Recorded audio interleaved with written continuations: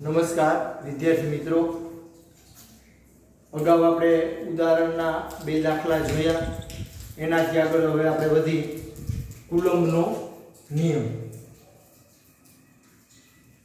કુલમ્બનો નિયમ ખૂબ જ મહત્વનો છે.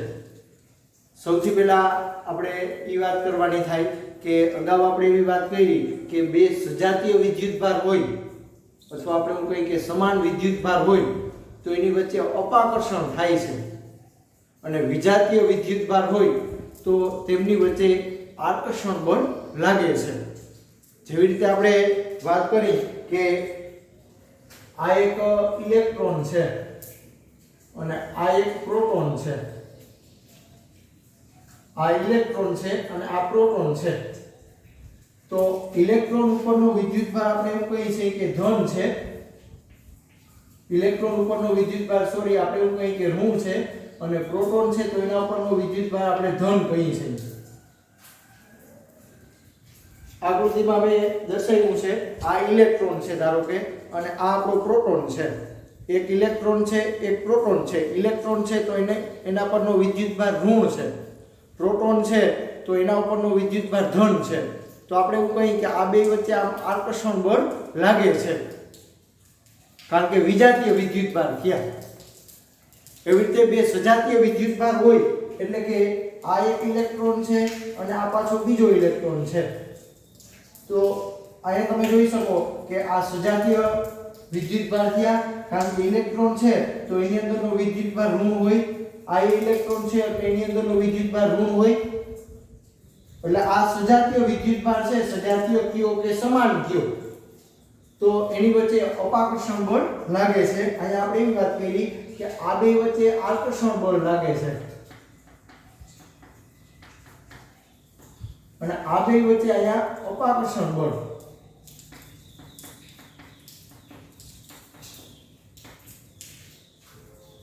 એટલે આપણે એવો નિયમ કીધો હતો કે સજાતીય વિદ્યુતભાર હોય, સજાતીય કયો અથવા સમાન કયો, તો એમની વચ્ચે અપાકર્ષણ થાય છે.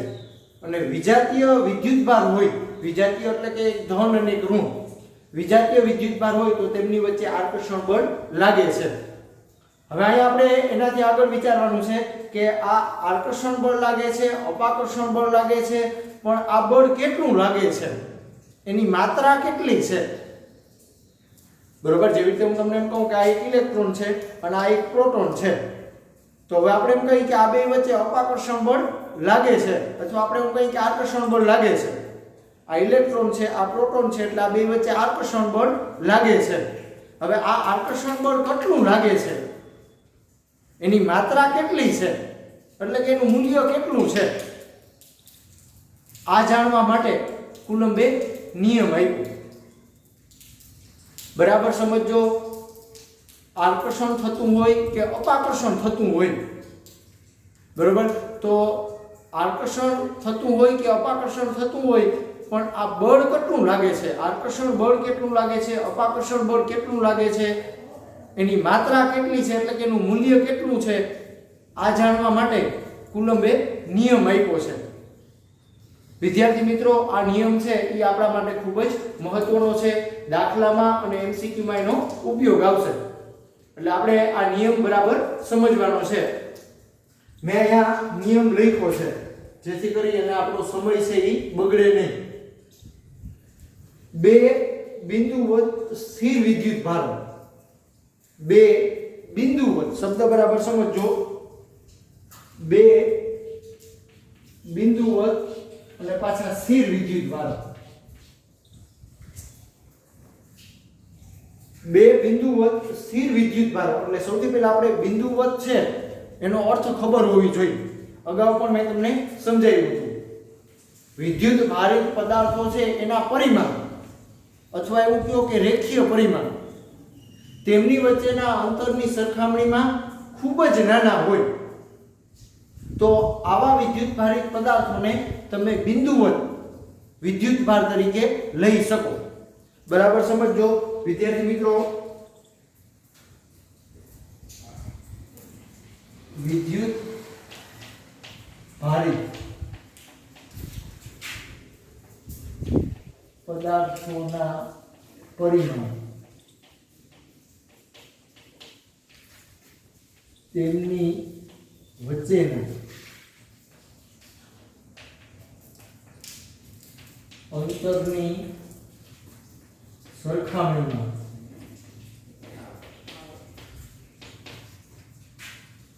ખૂબ જ નાના હોય તો આવા વિદ્યુત ભારિત પદાર્થને તમે બિંદુવત વિદ્યુત ભાર કહી શકો. બરોબર, જેવી રીતે આપણે કહી કે આ ઇલેક્ટ્રોન છે અને આ પ્રોટોન છે.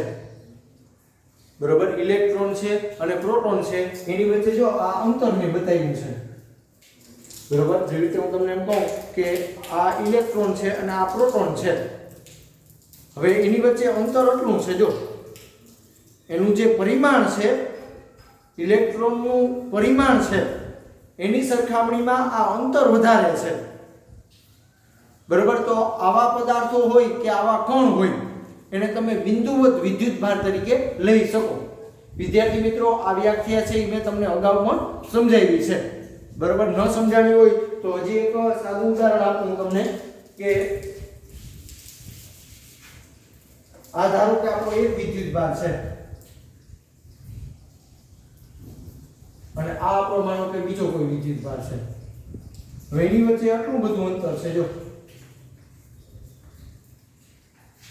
હવે આ જે આપણો વિદ્યુત ભાર છે એનું કદ અથવા તમે પરિમાણ કયો, સાઈઝ કયો. એવી રીતે આ બીજો વિદ્યુત ભાર છે એનું કદ કયો કે પરિમાણ કયો કે સાઈઝ કયો, એ ખૂબ જ નાના છે. જો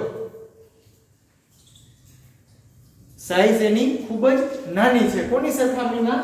એની વચ્ચે જે આ અંતર છે, આ અંતર એની સરખામણીમાં. તો આવા વિદ્યુત ભારિત પદાર્થને, આ જે વિદ્યુત ભારિત પદાર્થ છે એને તમે બિંદુવત વિદ્યુત ભાર તરીકે લઈ શકો. એટલે અહીંયા નિયમ મેં તમને કીધો કે બે બિંદુવત સ્થિર વિદ્યુત ભારો, બે બિંદુવત સ્થિર વિદ્યુત ભાર. જો વિદ્યુત ભારો પાછા સ્થિર હોવા જોઈએ, ગતિમાં નહીં. વચ્ચે પ્રવર્તતું વિદ્યુત બળ અથવા કુલંબ બળ. બરોબર, બે વિદ્યુત ભારો આપણે આમ રાખ્યા છે તો એની વચ્ચે લાગતું વિદ્યુત બળ કેટલું હોય તો કે તે વિદ્યુત ભારોના મૂલ્યોના ગુણાકારના સમપ્રમાણમાં અને તેમની વચ્ચેના અંતરના વર્ગના વ્યસ્ત પ્રમાણમાં હોય છે. વિધાન બરાબર સમજજો. વિદ્યુત ભારોના મૂલ્યોના ગુણાકારના સમપ્રમાણમાં. બરોબર, એટલે આના ઉપરથી તમારે ગાણિતિક સ્વરૂપ લખવું હોય તો F ચલે છે. બરોબર, F ચલે છે. આપણે આ વિદ્યુત ભાર છે એને માનો કે નામ આપી દઈએ Q1. આ વિદ્યુત ભાર છે તો એનું નામ આપણે આપી દઈએ Q2. એમની વચ્ચે જે આ અંતર છે એનું નામ હું આપી દઉં R. બરાબર સમજો. આ Q1 વિદ્યુત ભાર છે, આ Q2 વિદ્યુત ભાર છે. હવે એની વચ્ચેનું આ અંતર છે એ અંતર હું R કહું છું. જેવી રીતે આપણે કહેતા હોય કે 1 મીટર, એવી રીતે હું અહીંયા R નામ આપું છું. આ વિદ્યુત ભાર Q1 છે, આ વિદ્યુત ભાર Q2 છે, એની વચ્ચેનું અંતર છે એનું નામ મેં R આપ્યું છે. બરોબર, હવે અહીંયા આપણે ગાણિતિક સ્વરૂપ લખવું હોય તો વિદ્યુત ભારોના મૂલ્યોના ગુણાકાર. વિદ્યુત ભાર આપણો આ છે Q1, આ છે Q2, એ બેયનો શું કરવાનો? ગુણાકાર કરવાનો છે. એટલે કે Q1 Q2 આ બેનો આપણે ગુણાકાર કરવાનો છે. વિદ્યુત ભારોના મૂલ્યોના ગુણાકારના સમપ્રમાણમાં છે. જો આ બળને અને આ ગુણાકારને સમપ્રમાણતાનો સંબંધ છે અને તેમની વચ્ચેના અંતરના વર્ગના વ્યસ્ત પ્રમાણમાં હોય છે. જો એમની વચ્ચેનું અંતર છે તો એને મેં R નામ આપ્યું છે. અંતરના વર્ગના એટલે R નો વર્ગ કરવાનો અને પછી વ્યસ્ત કહેવાનું. એટલે આના ઉપરથી તમારે લખવું હોય તો તમે આમ લખી શકો, 1 ચલે છે 1/r નો વર્ગ. અંતર છે એનો પેલા વર્ગ કરવાનો અને પછી વ્યસ્ત રાખવાનો છે. જો બળ છે, બળ એની સાથે આ અંતરને વ્યસ્ત સંબંધ છે. એટલે વિદ્યાર્થી મિત્રો, વિધાન છે, વિધાન એના ઉપરથી તમે ગાણિતિક સ્વરૂપ આવું લખી શકો. બરાબર સમજો. હજી એક વખત કહું છું વિદ્યુતભારોના મૂલ્યોના ગુણાકારના સમપ્રમાણમાં. જો બળ છે, બળ આ બરાબર, એ વિદ્યુતભારનો બે વિદ્યુતભારો છે એનો આપણે ગુણાકાર કરવાનો બરાબર, એની સાથે સમપ્રમાણતાનો સંબંધ છે. જો વ્યસ્ત નહીં, સમપ્રમાણતાનો સંબંધ છે. સમપ્રમાણતાનો સંબંધ એટલે આ બે એનો ગુણાકાર વધે તો સાથે આ બળ છે એ પણ વધે. આ બેનો ગુણાકાર જો ઓછો હોય તો આ બળ છે એ પણ ઓછું લાગે. આ સમપ્રમાણતાનો સંબંધ થયો. પછી હું તો કે તેમની વચ્ચેના અંતરના વર્ગના વ્યસ્ત પ્રમાણમાં હોય છે. એમની વચ્ચેનું અંતર છે એનું નામ મેં r આપ્યું છે. r છે તો એનો વર્ગ કરવાનો અને પછી વ્યસ્ત લેવાનું. આ બળ છે એની સાથે આને વ્યસ્ત સંબંધ છે. હવે આ બે સમીકરણ છે, બે ગાણિતિક સંબંધ છે, એને આપણે એક સાથે લખવા હોય તો F બરાબર F ચલે છે Q1 Q2 છેદમાં r નો વર્ગ. વિદ્યાર્થી મિત્રો બરાબર સમજો. Q1 Q2 આ બેનો ગુણાકાર કરવાનો છે અને છેદમાં અંતરનો વર્ગ આવે છે બરાબર. હજી આપણે આગળ સાદુરૂપ આપવું હોય તો F ચલે છે Q1 Q2 છેદમાં r નો સ્ક્વેર. હજી આપણે આગળ સાદુરૂપ આપવું હોય તો આ ચલે છે નિશાની દૂર કરવી પડે. F બરાબર K Q1 Q2 છેદમાં r નો સ્ક્વેર.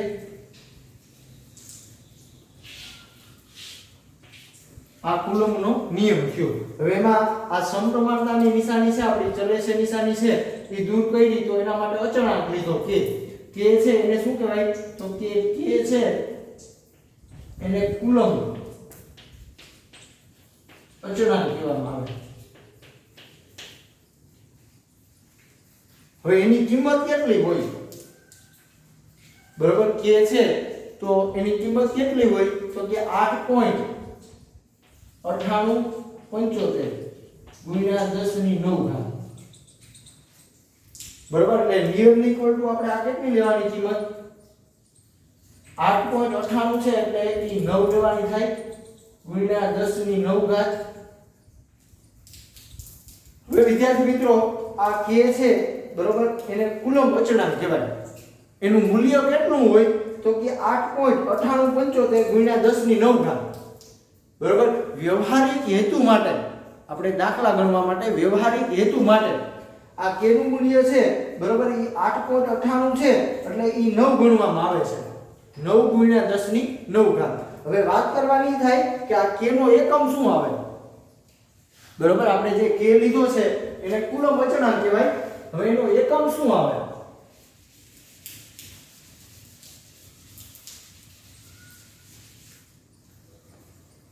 આ આપણો Q1 વિદ્યુતભાર હતો, આ આપણો Q2 વિદ્યુતભાર હતો. એમની વચ્ચેનું જે અંતર છે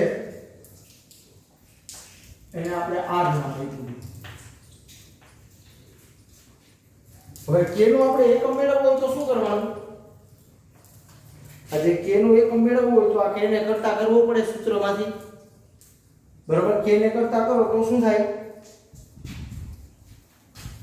તો f r નો વર્ગ છેદમાં જો આ r નો વર્ગ છેદમાં છે એ આ બાજુ આવે એટલે અંશમાં આવે. Q1 અને Q2 છે એ પાછા છેદમાં જશે. Q1 Q2 બરાબર k. હવે અહીંયા બળ છે, બળ તો એનો એકમ તમે જાણો છો ન્યૂટન. બળનો એકમ થશે ન્યૂટન. આ અંતર છે, અંતર જો બે વિદ્યુતભારો વચ્ચેનું અંતર છે તો એનું એકમ મીટર આવે એટલે મીટરનો વર્ગ. આ વિદ્યુતભાર છે તો વિદ્યુતભારનો એકમ કુલમ્બ. આ એ વિદ્યુતભાર છે એટલે એનો એકમ કુલમ્બ આવશે બરાબર k નો એકમ એટલે ન્યૂટન મીટરનો વર્ગ છેદમાં આ કુલમ્બ અને આ કુલમ્બ એટલે કુલમ્બનો વર્ગ બરાબર k નો એકમ. આગળ સાદુરૂપ આપો તો આ કુલમ્બ છે એ પાછા આપણે અંશમાં લઈ જઈએ તો ન્યૂટન મીટરની 2 ઘાત કુલમ્બની -2 ઘાત બરાબર k નો એકમ. વિદ્યાર્થી મિત્રો તમે જોઈ શકો કે k નો એકમ શું થયો તો કે ન્યૂટન મીટરનો વર્ગ અને કુલમની -2 ઘાત. બરોબર, આયા પણ એકમ ઈ જ રહેશે, ન્યૂટન મીટરનો વર્ગ કુલમની -2 ઘાત. વિદ્યાર્થી મિત્રો, આ k ની કિંમત જે છે બરોબર એ કોના ઉપર આધાર રાખે? તો કે આ વિદ્યુતભાર છે Q1 અને Q2 અને આ અંતર છે બરોબર. વિદ્યુતભારો છે આપણા Q1 અને Q2 અને અંતર છે આ, એના એકમ ઉપર, એના જે એકમ છે બરોબર એના ઉપર k છે એ આધાર રાખે છે. આ બે જે ગણતરી તમને આજે આપ્યું છે આ ઈ SI એકમ પદ્ધતિમાં કેનું મૂલ્ય છે. SI એકમ પદ્ધતિમાં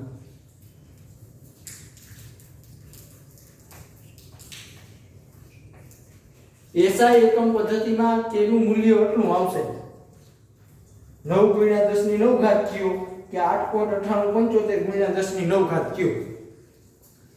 આ SI એકમ પદ્ધતિમાં કેનું મૂલ્ય એટલું આવશે. હવે CGS એકમ પદ્ધતિ હોય, CGS એકમ પદ્ધતિ, તો એમાં કેનું મૂલ્ય 1 લેવામાં આવે છે.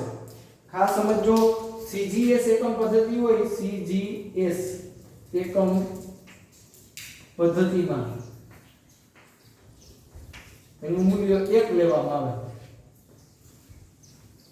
બરોબર, કદાચ MCQ માં આ આવે કે CGS એકમ પદ્ધતિ છે તો એમાં k નું મૂલ્ય 1 લેવામાં આવે. બરોબર, પણ SI એકમ પદ્ધતિ છે આપણી SI એકમ પદ્ધતિ, એમાં k નું મૂલ્ય 89875 × 10⁹ અથવા તમે એવું કહો કે 9 × 10⁹ ન્યૂટન મીટરનો વર્ગ અને કુલમની -2 ઘાત. વિદ્યાર્થી મિત્રો, કુલમ છે એ ફ્રેન્ચ વૈજ્ઞાનિક છે બરોબર, ચાર્લ્સ કુલમ નામ છે. કુલમનો જે નિયમ છે બરોબર, બે વિદ્યુતભારો છે, આ બે વિદ્યુતભારો એની વચ્ચે કેટલું બળ લાગે એને માત્રાત્મક સંબંધ માટે કુલમ્બે નિયમ આપ્યો છે, ચાર્લ્સ કુલમ્બે, અને ફ્રેન્ચ વૈજ્ઞાનિક છે. બે વિદ્યુતભારો વચ્ચે કેટલું બળ લાગે, વિદ્યુત બળ કેટલું લાગે બરોબર, એની માત્રાત્મક સંબંધ કુલમ્બે આપણને આપ્યો છે કે એની વચ્ચે બળ કેટલું લાગે. હવે આ બળ છે એ પાછું કઈ દિશામાં લાગે? ખાસ સમજો વિદ્યાર્થી મિત્રો, આપણા બે વિદ્યુતભારો છે, આ બે વિદ્યુતભારો એને જોડતી રેખા ઉપર જ બળ લાગશે બરોબર. આપણા આ બે વિદ્યુતભારો છે એને જોડતી રેખા છે એના ઉપર જ આ બળ લાગતું હશે બરોબર. એટલે કે જો આકર્ષણ થતું હોય ધારો કે, તો આકર્ષણ થાય એટલે આમ બળ લાગતું હશે, આમ બેયને જોડતી રેખા ઉપર આકર્ષણ થતું હોય તો આમ બળ લાગતું હશે, અને જો અપાકર્ષણ થતું હોય બરોબર તો આમ એક બળ આમ લાગતું હશે ને એક બળ આમ લાગતું હશે એટલે આમ. પણ બે વિદ્યુતભારોને જોડતી રેખા ઉપર જ બળ લાગતું હશે. ખાસ સમજો, બે વિદ્યુતભારો છે એને જોડતી રેખા છે આ બરોબર, એના ઉપર જ આ કુલમ બળ કયો કે વિદ્યુત બળ છે એ લાગતું હોય છે. હજી આપણે આગળ થોડી ચર્ચા કરી બરોબર, તો આપણે આ સૂત્ર મળ્યું છે S = K Q1 * Q2 / R². એમાં K છે બરોબર એ આપણો કુલમ અચળાંક કહેવાય. હજી આપણે એનાથી આગળ સાદુરૂપ આપી તો આજે આપણી ગણતરી છે એ કોના માટે છે? શૂન્ય અવકાશ.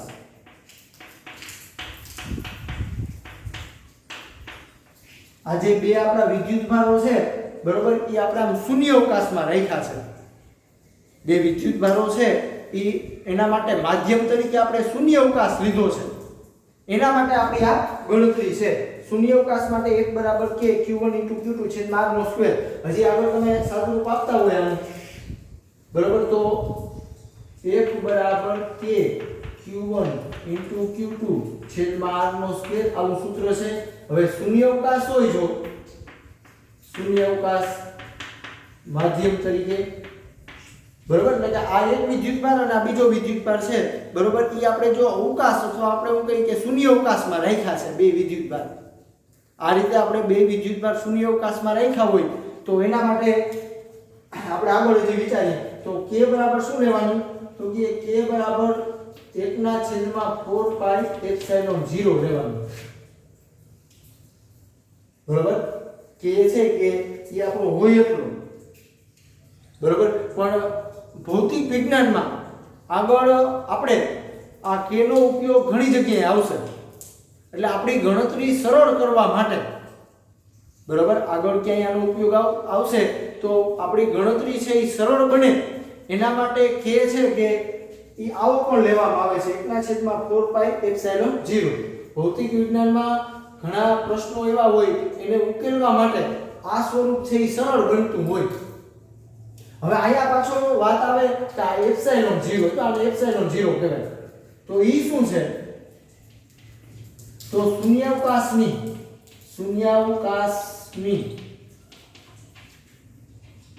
પરમિટિવિટી છે અથવા પરાવિદ્યુતાંક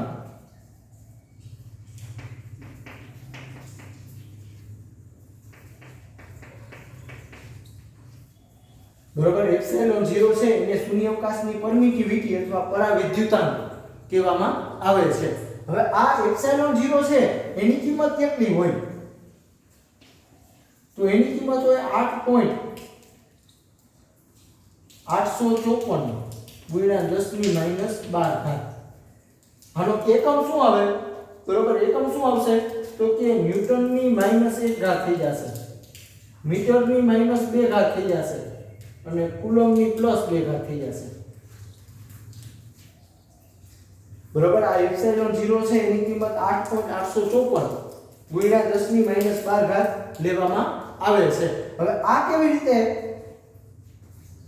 8.854 આવે તો એની ગણતરી તમે અહીંથી કરી શકો આ સૂત્ર ઉપરથી બરોબર 8.854 ગુણ્યા 10⁻12 ઘાત કેવી રીતે આવે એ તમારે સમજવું હોય તો આ એપ્સિલોન 0 ને અહીંથી કરતા કરવાનો બરોબર એપ્સિલોન 0 ને તમે કરતા કરો એટલે શું થાય 1/4 પાઈ k થાય આગળ ગણતરી કરો તો 1/4 પાઈ એટલે 3.14 k ની કિંમત આપણે ખબર છે 8.9875 8.9875 એને ગુણ્યા 10⁹ ઘાત આવશે વિદ્યાર્થી મિત્રો આ એપ્સિલોન 0 ની કિંમત કેવી રીતે તમને મળે તો એના માટે આપણે શું કરવાનું એપ્સિલોન 0 ને કરતા કરો એટલે k છેદમાં આવી જાય હવે આ બધી રાશિ છે અહીંયા 1 નો 1 4 ના 4 પાઈ એટલે 3.14 k છે એની કિંમત આપણને ખબર છે 8.9875 ગુણ્યા 10⁹ ઘાત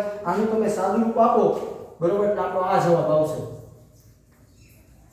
8.854 એને ગુણ્યા 10⁻12 ન્યૂટનની -1 ઘાત મીટરની -2 ઘાત અને કુલમ્બની 2 ઘાત હવે આ એકમ કેવી રીતે આવ્યો એપ્સિલોન 0 નો એકમ કેવી રીતે આવે તો તમે જોઈ શકો બરોબર કે આ k છે આ 1 અને આ 4 અને આ પાઈ આ બધી અચળ છે એટલે એને પરિમાણ ન હોય અચળ હોય એટલે એને પરિમાણ ન હોય એટલે આ 1 છે એને પરિમાણ નથી 4 ને પરિમાણ ન હોય પાઈ ને પરિમાણ ન હોય એટલે વાત રહી k ની બરોબર તો k નું પારિમાણિક સૂત્ર k છે એનો એકમ આપણને પાછો ખબર છે આ k નો એકમ છે બરોબર એટલે તમે જોઈ શકો કે આ જે સૂત્ર છે એમાં તમે ગણતરી કરો તો આમ થશે એપ્સિલોન 0 નો એકમ બરાબર 1/છેદમાં જો આને એકમ નથી આને એકમ નથી આને એકમ નથી k ને એકમ છે જો આપણે અહીંયા જોઈશું ન્યૂટન મીટરની 2 ઘાત અને કુલમ્બની -2 ઘાત હવે છેદને તમે અંશમાં લઈ જાઓ તો આ ન્યૂટનની 1 ઘાત છે આ 1 ઘાત એ અંશમાં આવે એટલે -1 ઘાત થઈ જાય મીટર અંશમાં આવે તો મીટરની -2 ઘાત થઈ જાય અને કુલમ્બ અંશમાં આવે તો આ -2 ઘાત છે એ +2 ઘાત થઈ જાય એટલે કે k નો જે એકમ છે એનું તમારે વ્યસ્ત કરી નાખવાનું k નો જે એકમ છે એનું આપણે શું કરી નાખવાનું વ્યસ્ત કરી નાખવાનું એટલે તમને એપ્સિલોન 0 નો એકમ મળે હવે આપણે સમજવાનું એ થાય કે આ એપ્સિલોન 0 છે શું એનો અર્થ શું થાય બરાબર એપ્સિલોન 0 છે તો એનો અર્થ શું થાય અર્થ એનો એવો નીકળશે કે આ આપણો એક વિદ્યુતભાર છે અને આ આપણો બીજો વિદ્યુતભાર છે, એની વચ્ચે આપણે આટલું અંતર બતાવ્યું છે, બરોબર। આ એક વિદ્યુતભાર છે, આ બીજો વિદ્યુતભાર છે, એની વચ્ચે આપણે આમ અંતર બતાવ્યું છે। હવે થાશે શું તો કે આ બંને વિદ્યુતભારો છે એ આંતરક્રિયા કરશે। આ વિદ્યુતભાર છે, આ વિદ્યુતભાર આના ઉપર બળ લગાડશે, તો આ વિદ્યુતભાર છે એ પાછો આના ઉપર પણ બળ લગાડશે। બંને વિદ્યુતભારો છે એ આંતરક્રિયા કરશે। હવે આંતરક્રિયા શું કામ કરે? વિદ્યુત ઊર્જાને લીધે કરે, બરોબર। આ વિદ્યુતભાર છે તો એની પાસે વિદ્યુત ઊર્જા હશે કે જેથી કરી જેનો ઉપયોગ કરી એ કા આકર્ષણ કરશે અને કા અપાકર્ષણ કરશે, બરોબર। એટલે બનશે શું તો કે વિદ્યુત ઊર્જા છે, બરોબર, એ આમ છોડશે કોના ઉપર? આ વિદ્યુતભાર ઉપર। આ વિદ્યુતભાર છે એ આપણા આ વિદ્યુતભાર ઉપર આમ ઊર્જા છોડશે તો જ આકર્ષણ કે અપાકર્ષણ થશે। હવે એ ઊર્જા વિદ્યુત ઊર્જા છે એ આવશે ક્યાં તો કે માધ્યમમાં આવશે, બરોબર। આ વિદ્યુતભાર છે, આ વિદ્યુતભાર એ આના ઉપર આમ આંતરક્રિયા કરશે, બરોબર। શું કામ કરે તો કે એની પાસે વિદ્યુત ઊર્જા છે એટલે। હવે વિદ્યુત ઊર્જા છે, બરોબર, એ આ જે વિદ્યુતભાર છે એના ઉપર આમ લાગુ પાડશે। હવે આ વિદ્યુત ઊર્જા છે એ જાશે ક્યાં તો કે વચ્ચે હવા છે અથવા આપણે એવું કહીએ કે અવકાશ છે અથવા આપણે એવું કહીએ કે શૂન્ય અવકાશ છે, બરોબર, એમાં વિદ્યુત ઊર્જા આવશે। એટલે આને ધારો કે 100% વિદ્યુત ઊર્જા છોડી હોય તો બધી ઊર્જા આના ઉપર લાગુ નહીં પડે। શું થશે તો કે વચ્ચે માધ્યમ છે એટલે કંઈક અંશે ઊર્જાનો વ્યય થઈ જશે। હવે આ જે માધ્યમ છે અહીંયા વચ્ચે જે માધ્યમ છે એ શું કરશે? એ વિદ્યુત ઊર્જાનો વ્યય કરશે, તો આપણે એવું કહીએ કે વિદ્યુત ઊર્જાનો એ સંગ્રહ કરી લેશે માધ્યમ, બરોબર। તો આ સંગ્રહ કરવાની જે ક્ષમતા છે, માધ્યમ છે, માધ્યમ એને વિદ્યુત ઊર્જા સંગ્રહ કરવાની જે ક્ષમતા છે, વિદ્યુત ઊર્જાનો સંગ્રહ કરે છે, તો એને શૂન્યાવકાશની પરમિટિવિટી કહેવામાં આવે છે। ખાસ સમજો વિદ્યાર્થી મિત્રો, આ ટેક્સ્ટ બુકમાં નથી, બરોબર। ટેક્સ્ટ બુકમાં તમને એટલું જ કીધું છે કે એપ્સિલોન 0 છે એટલે શૂન્યાવકાશની પરમિટિવિટી કહેવામાં આવે છે, બરોબર। અલગ અલગ માધ્યમ હોય તો આ પરમિટિવિટી અલગ અલગ હોય। શૂન્યાવકાશ હોય તો એની પરમિટિવિટી અલગ હોય, કોઈ અવાહક માધ્યમ હોય, બરોબર, જેવી રીતે આપણે કહીએ કે લાકડું છે કે કેરોસીન છે, આવું કોઈ અવાહક માધ્યમ હોય તો એની પરમિટિવિટી પાછી અલગ આવે, બરોબર। માધ્યમ બદલશે એટલે આપણું વિદ્યુત બળ છે એ બદલાતું હશે, ખાસ સમજો। એપ્સિલોન 0 નો અર્થ શું થાય એ હું તમને સમજાવવા માંગુ છું કે આ એક વિદ્યુતભાર છે, આ બીજો વિદ્યુતભાર છે। હવે આ વિદ્યુતભાર શું કરશે તો કે આની સાથે આંતરક્રિયા કરશે, કાં આકર્ષણ કરતો હશે કાં અપાકર્ષણ કરતો હશે, આવી આંતરક્રિયા કરશે। હવે આંતરક્રિયા કરવા માટે એ શું કરશે તો કે આ વિદ્યુતભાર છે એ વિદ્યુત ઊર્જા આમ છોડતો હશે સતત। હવે વિદ્યુત ઊર્જા છોડે એટલે જાશે ક્યાં તો કે આ વચ્ચે માધ્યમમાં જાશે। હવે માધ્યમ છે, બરોબર, એ શું કરશે? એ વિદ્યુત ઊર્જાનો કંઈક અંશે વ્યય કરશે, બરોબર। કે જેવી રીતે હું તમને એમ કહું કે આ વિદ્યુતભારે આમ 100% ઊર્જા છોડી હોય, વિદ્યુત ઊર્જા 100% છોડી હોય, બરોબર, તો બધી ઊર્જા છે એ આને લાગુ નહીં પડે, અમુક ટકા ઊર્જાનો શું થઈ જશે? આ વાતાવરણથી હોય કે માધ્યમથી હોય એમાં વ્યય થઈ જશે। હવે એ વિદ્યુત ઊર્જા છે એ ક્યાં ગઈ તો કે માધ્યમમાં ગઈ, તો માધ્યમ છે એ શું કરે છે? આ વિદ્યુત ઊર્જાનો સંગ્રહ કરે છે, એને શું કહેવાય? પરમિટિવિટી કહેવાય, બરોબર। શૂન્યાવકાશ હોય તો માધ્યમ તરીકે, આના માધ્યમ તરીકે જો શૂન્યાવકાશ હોય તો એ શૂન્યાવકાશની પરમિટિવિટી થઈ, બરોબર। એટલે આ કુલમ્બનો નિયમ છે। કુલમ્બે કોના માટે નિયમ આપ્યો તો કે બે વિદ્યુતભારો છે એની વચ્ચે આકર્ષણ અને અપાકર્ષણ થાય છે, પણ એ કેટલી માત્રામાં થાય છે, એનું મૂલ્ય કેટલું છે, બળ લાગે છે તો એની માત્રા કેટલી છે, એના માટે કુલમ્બે નિયમ આપ્યો છે, બરોબર। આ નિયમ છે બરાબર સમજો। આ ગાણિતિક સ્વરૂપ બે લખ્યા છે, એ બેને ભેગા કરો એટલે ગાણિતિક સ્વરૂપ આવું બને। એક ચલે છે q1 * q2 છેદમાં r² ચલે છે નિશાની દૂર કરો, બરોબર। એટલે અચળાંક લેવો પડે k છે એ કુલમ્બ અચળાંક છે, એનું મૂલ્ય કેટલું હોય તો કે 8.9875। જો આ પ્રાયોગિક રીતે 8.9875 ગુણ્યા 10⁹ છે એ પ્રાયોગિક મૂલ્ય છે અને વ્યવહારિક હેતુ માટે વ્યવહારમાં આપણે દાખલા ગણવા માટે વ્યવહારિક હેતુ માટે એનું મૂલ્ય 9 ગુણ્યા 10⁹ દેવામાં આવે છે. હવે આ k નો એકમ શું થાય બરોબર તો એના માટે મેં તમને અહીંયા ગણતરી સમજાવી છે કે એને આપણે અહીંથી કરતા કરી લેવાનું. આ k ને કરતા કરો એટલે r નો વર્ગ આ બાજુ આવે એટલે અંશમાં આવે. q1 અને q2 છે એ અહીં છેદમાં જશે એટલે આવું થશે. હવે બળ છે બળ F એટલે બળ છે એટલે એનો એકમ ન્યૂટન આવશે. અંતર છે બરોબર તો એનો એકમ મીટર આવશે. વિદ્યુતભાર એટલે કુલમ વિદ્યુતભાર એટલે કુલમ છેદને અંશમાં લ્યો એટલે ન્યૂટનની 1 ઘાત અને મીટરની 2 ઘાત અને કુલમની -2 ઘાત આ k નો એકમ થયો. હજી આગળ કે માધ્યમ તરીકે જો શૂન્યાવકાશ હોય આપણે આ બે જે વિદ્યુતભાર આમ રાખ્યા છે બરોબર ઈ માનો કે શૂન્યાવકાશમાં આમ રાખ્યા છે તો એના માટે શું થાય તો કે k = 1/4πε0. હવે એપ્સિલોન 0 શું છે તો કે શૂન્યાવકાશની પરમિટિવિટી કહેવામાં આવે. હવે એનું મૂલ્ય કેટલું હોય તો કે 8.854 ગુણ્યા 10⁻12. હવે આ મૂલ્ય આવે કેવી રીતે તો એના માટે શું કરવાનું આ એપ્સિલોન 0 ને કરતા કરવાનો તો આ k છે એ છેદમાં આવે એટલે i ની ગણતરી થઈ બરોબર. હવે આમાં તમે કિંમત મૂકી શકો 1 નો 1 પાઈ એટલે 4 એટલે 4 પાઈ એટલે 3.14 k છે એ આપણે ખબર છે 8.9875 ગુણ્યા 10⁹. આનું સાદુરૂપ આપો એટલે આટલો જવાબ આવશે 8.854 ગુણ્યા 10⁻12.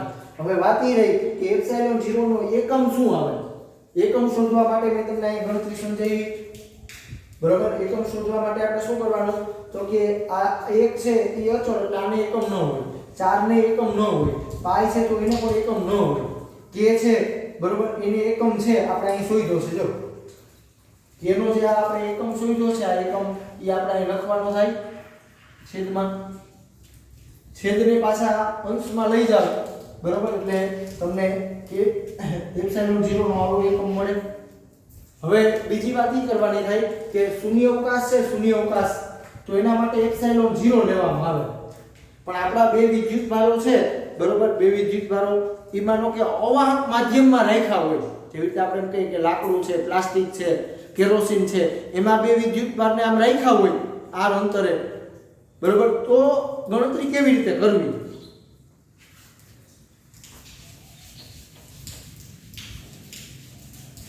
તો આનું આ સૂત્ર છે આપણું આનું આ સૂત્ર બરોબર ઈ આપણું આ રીતે બને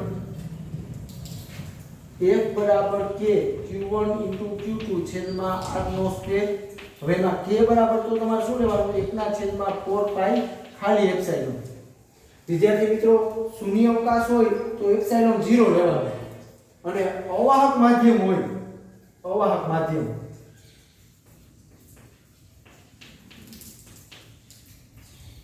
આપણે આ જે બે વિદ્યુતભારો રાખ્યા છે એ જો અવાહક માધ્યમમાં હોય તો તમારે ખાલી અહીં એપ્સિલોન લેવાનું.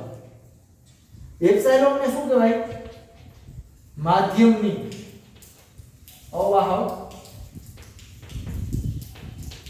માધ્યમની પરમિટિવિટી કહેવામાં આવે. ખાસ યાદ રાખજો વિદ્યાર્થી મિત્રો જો આપણા વિદ્યુતભારો આપણે આમ રાખ્યા છે એ જો અવાહક માધ્યમમાં હોય તો એના માટે તમારે k = 1/4π ખાલી એપ્સિલોન લેવાનો. અહીંયા એપ્સિલોન 0 હોય છે અહીંયા ખાલી એપ્સિલોન લેવાનો. એપ્સિલોન ને શું કહેવાય તો કે અવાહક માધ્યમની પરમિટિવિટી કહેવામાં આવે. તો આપણું આ સૂત્ર શું બને બરોબર આ k ની આપણે અહીં કિંમત મૂકી દેવાની તો શું થાય 1/4π ખાલી એપ્સિલોન q1 * q2 છેદમાં r નો સ્ક્વેર થશે બરોબર. ટૂંકમાં આમાં એપ્સિલોન 0 આવે છે જ્યારે આમાં ખાલી એપ્સિલોન આવે છે બરોબર. વિદ્યાર્થી મિત્રો કુલમ્બનો નિયમ છે એનો દાખલામાં અને MCQ માં ઉપયોગ આવશે એટલે બરાબર સમજજો. અને આજના લેક્ચરમાં આપણું હોમવર્ક થશે કુલમ્બનો નિયમ લખો બરોબર એટલે કે એનું વિધાન લખવાનું અને સૂત્ર લખવાનું.